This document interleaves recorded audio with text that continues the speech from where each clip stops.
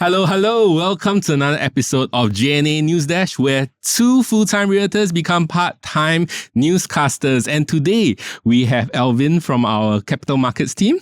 Hello. Yes, and of course I'm Lucas, and you'll notice that Jervis is not here again this week. Last week he was in Bali. This week he's in Malaysia. Mm-hmm. Yeah. Very busy month. Yes. And basically, I've taken over News Dash from here on. So where's the intro music? I should have planned that. Dang it. Okay.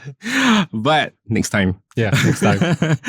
Yeah, so Alvin was in Bali last week. No? Yeah. Oh, I thought you were with the team. Okay. Yeah. Never mind, but it was an interesting trip, right? And hopefully we have more to tell everybody. Yeah. Right? Very interesting market. That's right. Okay, so moving into the first news. Okay. Right, what do we have? Right. So let's begin with quite an exciting one, I must say. So 6 BTO projects to be built in Mount Pleasant. Yeah. So for those of you who are not aware, Mount Pleasant is actually very near the central area of Singapore. A good mix of nature as well as the city, more towards the amenities, especially in Toa Payoh area. Yeah. So there will be 5,000 homes to be built in Mount Pleasant. Yeah. The first being launched will be in 2025. Okay. Yeah. And for those of you who also don't know, right, Mount Pleasant is actually a gazetted heritage road. And if you don't know what a heritage road is equivalent to like BCA's, gazetted. Is it BCA or is it URA that gazettes the monuments? URA. URA? Yeah. URA gazettes the monuments. That's right. So similarly, Mount Pleasant is a gazetted heritage road.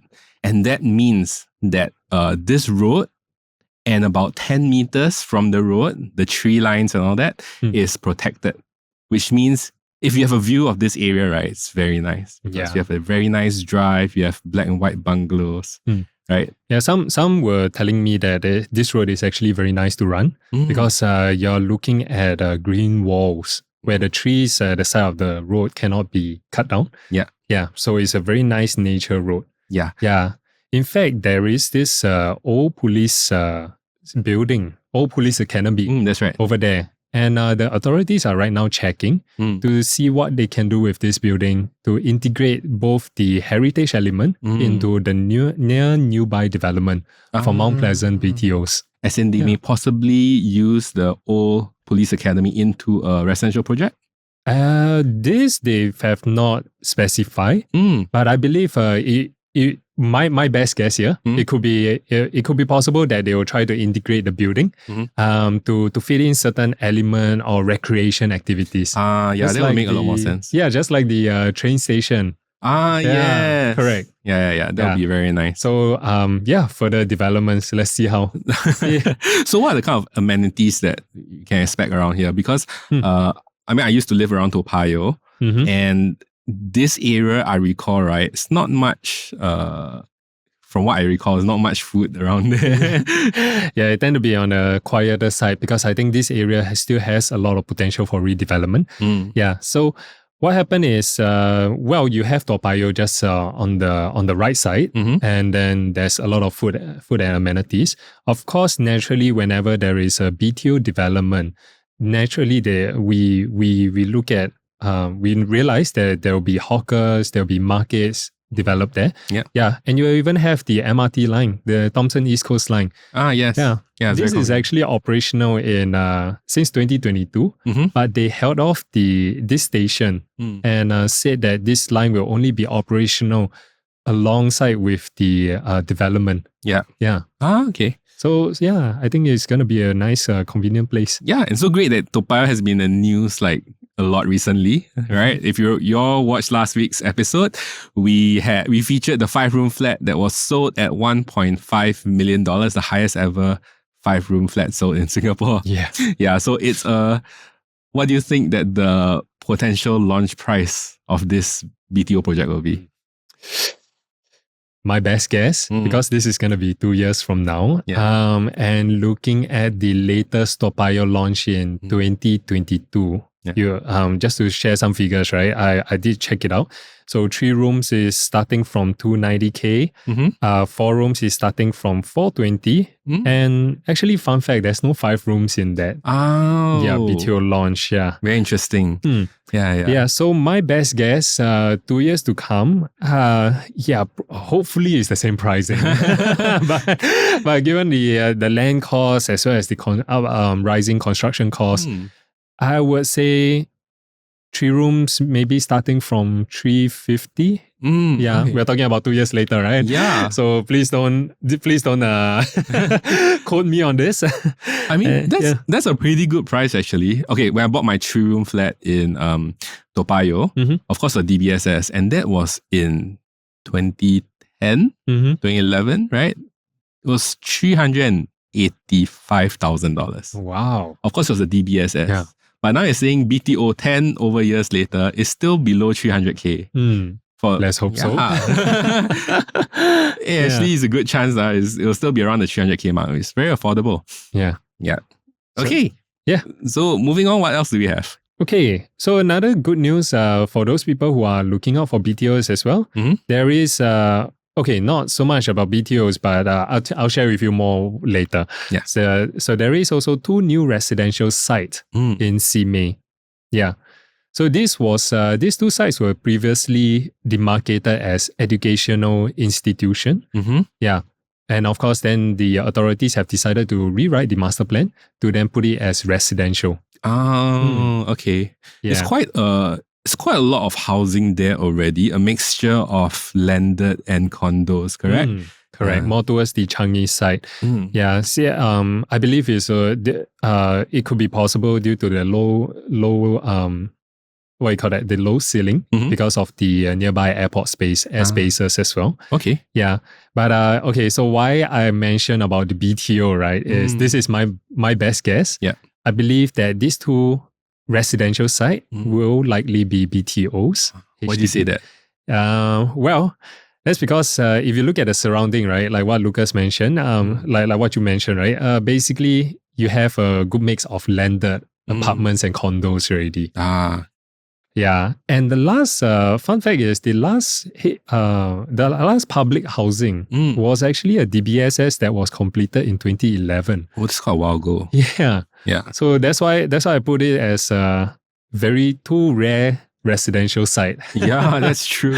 Yeah, it's true, and we have it's quite accessible, the area actually, even though Simei is not Bedok, but the quieter side.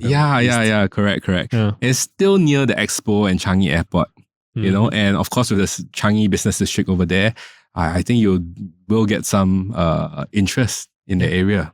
I think it will support a lot of working professionals. Yeah, you have the educational institution like ITEs as well as SUTD. Yeah. Then you have the Changi General Hospital and you have Changi Business District Park. Yeah. But you mentioned because of the airspace, this might be like mid-height BTOs?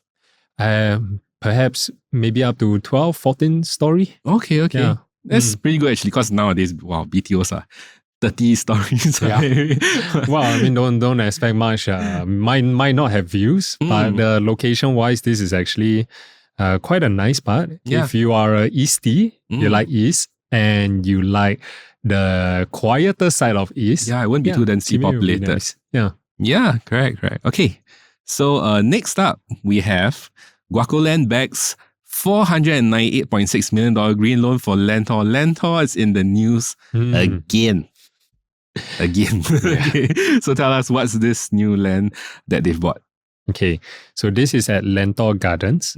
Okay, so before we cover, right, what exactly is a green loan? Yeah. Yes. So we check it out. A green loan is, based on our research and understanding, a green loan is this financing model that is given by banks to developer when they are able to commit to a sustainable project. Yeah, that means to say it is in part of a green sustainability, be it for their finished projects. Otherwise, it's also to reduce the carbon emission during construction. Yeah. Oh, okay. Yeah. So that goes towards our government's overall plan to have net zero emissions by 2050. Yes. Of course, it's in line with United Nations climate change policy goals, right? Mm-hmm. And actually, fun fact, Singapore actually only contributes to 0.1%.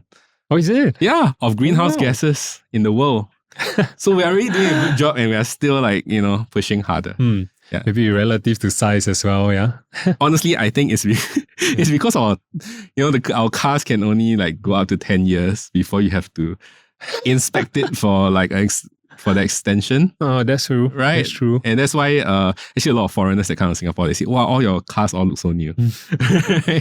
That's true. I think yeah. Well, one thing I appreciate is how Singapore is very brightly lit. Yeah. So in this case, even at night is very safe, regardless of where you are. That's right. You have lampposts almost every 50, 100 meters. Yeah. And part of the green initiative, right, for this project, according to source, is they mentioned that there'll be renewable energy sources used for these corridors. Yeah. I have seen some of these lampposts which are running on solar energy. Yeah, and that's great. It looks pretty high tech. So this is a very good initiative. Yeah, I mean, I believe more to come in the future. More and more developments will be looking into this kind of financing model. Yeah, to help support their construction as well. Okay, so what did Guocoland buy this land for? How much did they buy it for? 498.6 million. I just answered my own question. What I meant was, how much do you think they're gonna launch it for? Okay, so based on break-even prices, their break-even is about 1,797. Yeah, given a 20% profit, this estimated should be about 2,156. Oh, okay. Yeah. Okay. So Lentor Hills sold 50% last week. Yeah. Right? At 2,080 PSF. Right? And that's right. Before that was Lentor Modern. And if I remember correctly, what was it? 90% sold at 2001. 2001, right? Yeah. Yeah. So I doubt Guocoland will price this project under 2001, right? Unless there's a special feature. I mean, in the news, they did mention that they're planning to make this into a high-end residence. Yeah. So 530 units with a combination of 8-story blocks and 16-story towers and sky terraces. So yeah, let's see how the design out. So far we have we did the wait for the design as well as the renders. Yeah. Actually, I'm interested about the name. They might be running out of names. So many developments are going on over there, right? Yeah. You have Lentor Hills. You have Lentor Modern. Okay, the other one was Hillock Green, right? Yes, Hillock Green. Yeah, so Hillock Green, not launched yet. Right? But upcoming in the next second half of this year. Yeah. Maybe off the cuff, what do you think will be because Hillock Green is not by Guocoland, whereas the other 3 projects are all Guocoland. Yeah. Right? They've got a big competitor against, because Guocoland is very well known for their quality projects. Right? So Hillock Green, do you think, what do you think about it? What do you think the pricing will be? Good question. I would say they will have to compete very similarly. Yeah, in terms of the PSF wise. Yeah. Yeah. I would say Guocoland here is the price maker. Yep. Right. Yeah, the pacemaker also, they set forth the pace. But I think it'll be a very nice area in time to come, because this area will be all new projects. Right? Yeah, I actually look at the site map, right? What happened is they have a very beautiful garden in the in the center of this whole development. Oh, nice. Yeah, I can't remember the park name, but this you can check it out on Google. Yeah. So don't take Lentor for granted. Right now it feels ulu, but I think in 10 years' time it'll be amazing. Yeah. Yeah. Watch this space. Watch this space. Okay, so on to the next news. New private home sales slump in June, but sales set to rebound in July. Yep, that's right. So in fact, in June, the new private residential units sold, the volume is only 278. Wow, that's low. Yeah, this is a drop of 71% from May. Wow, okay. Well, of course, it's the June holidays. Yep. I would guess so. Everybody is revenge traveling. Yeah. So nobody really have much time to look at properties at this moment. Seize the chance to spend time with your family. Family comes first. And this could actually be a strategy by the developers, right? Yeah. To avoid this period to launch projects. Exactly. Then you notice that there's not much launch in June.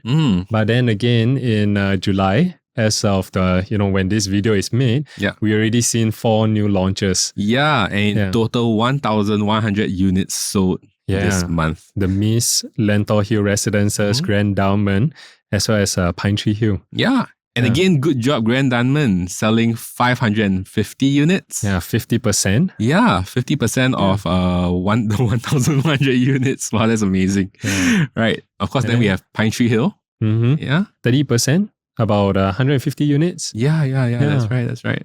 And again, I stand firm. I love Pine Tree Hill, the location. That's very interesting. If you haven't seen it, you should go down and see it. I mean, it's a beautiful location, a low-rise area. Your view will be of like landed views. Yeah, I think that location is one of in the west. It's very convenient in terms of like central, but west, slightly west, right? Yeah. I mean, it's Holland Road. It's nice. Yeah. And of course, sales is actually set to rebound in July onwards. Yeah, even though you have the Hungry Ghost Festival where some people avoid buying. Yeah. But we are looking at a couple of new launches that will be upcoming. You have 2 very exciting plots in Bukit Batok area, one of which is also an EC at 360 unit.